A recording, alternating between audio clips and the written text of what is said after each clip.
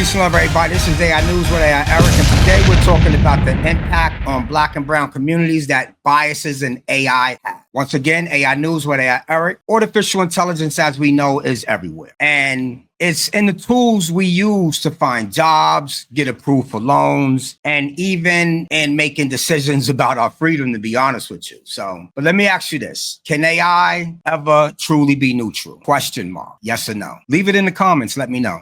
Or does it mirror the biases of the society that it creates? You know what I'm saying? So today we're diving into the intersection of AI bias, and we have actually lived experiences, us in the Black and brown community, on how AI biases have actually shaped the past decade. And you wonder what's on the horizon for this. So, you know what I'm saying? Can we change the biases and the discrimination that has been in banks and, redlining our zip codes and things like that, but let's start with the basics of AI. Bias in AI arises, I'll give two ways, through data and through algorithms. And we've been getting attacked by algorithms for a long time when it comes to racist algorithms. So when the data used to train AI reflects historical injustices or societal inequities, the AI actually learns those biases. And when algorithms are designed without considerations for fairness, of course, the results are going to be devastating, in particular cases. So take, for instance, they got this thing called the compass algorithm. It's used in courts to predict whether someone might get reoffended. And it sounds useful, right? Yeah. But studies have found that it actually disproportionately labels Black defendants as at high risk while giving white defendants the benefit of the doubt, even when other statistics don't show that these Black defendants are at high risk. It's these particular algorithms in this model that did that. That's not right. You know what I'm saying? So, and the thing about it is, if I'm not mistaken, I think some court systems are still using this, and let's get to facial recognition. That's another area riddled with bias, because studies have shown that popular systems have error rates as high as 35% for darker skinned women while being most perfect for white men. Imagine the implications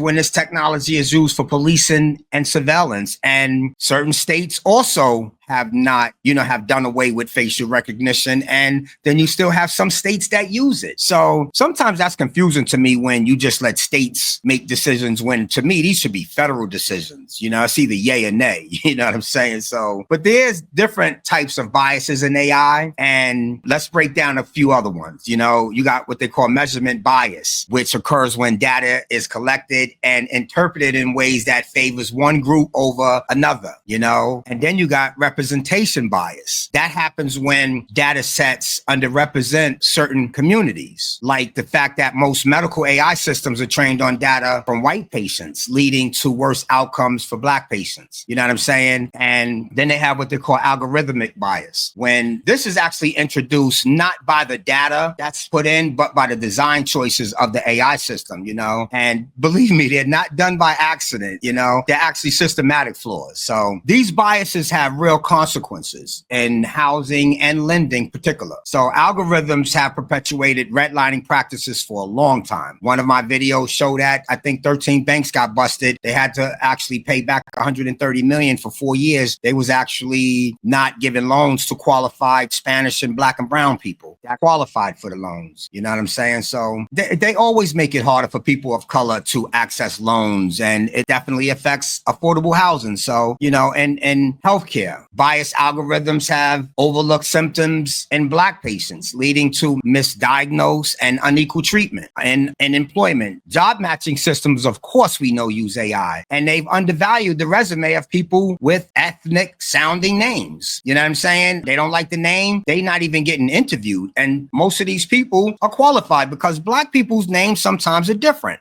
and if your AI machine and algorithm is actually looking for stuff like this, that's bias.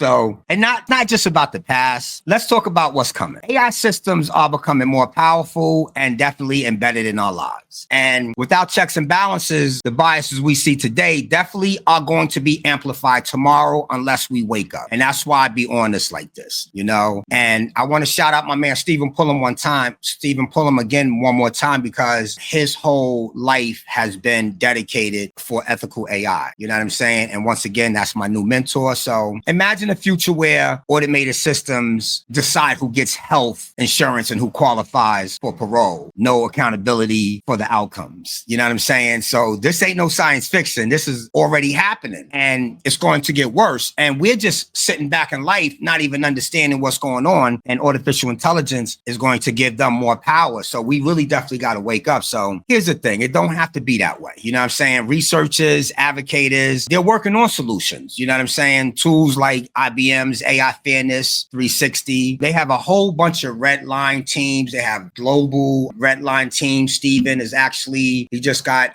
acclimated with one of the global big AI research and, organizations for ethical AI, and they basically mitigate bias in AI systems. And I don't want to talk about what we're doing, but we got something on the way also to be able to audit artificial intelligence, So the bottom line is, like, casual models are being developed to disentangle the effects of race and gender from decision-making processes. These efforts are a step in the right direction. And at the end of the day, they're not enough on their own. There's going to have to be like a global committee that's the main committee, a red line team organization for ethical AI in the United States. That's the main one. And then you can have a lot of umbrellas under there, because who's going to pay attention to 1,000 organizations that, who's the head, you know what I'm saying? So, and then also policy and regulation, we know, are crucial.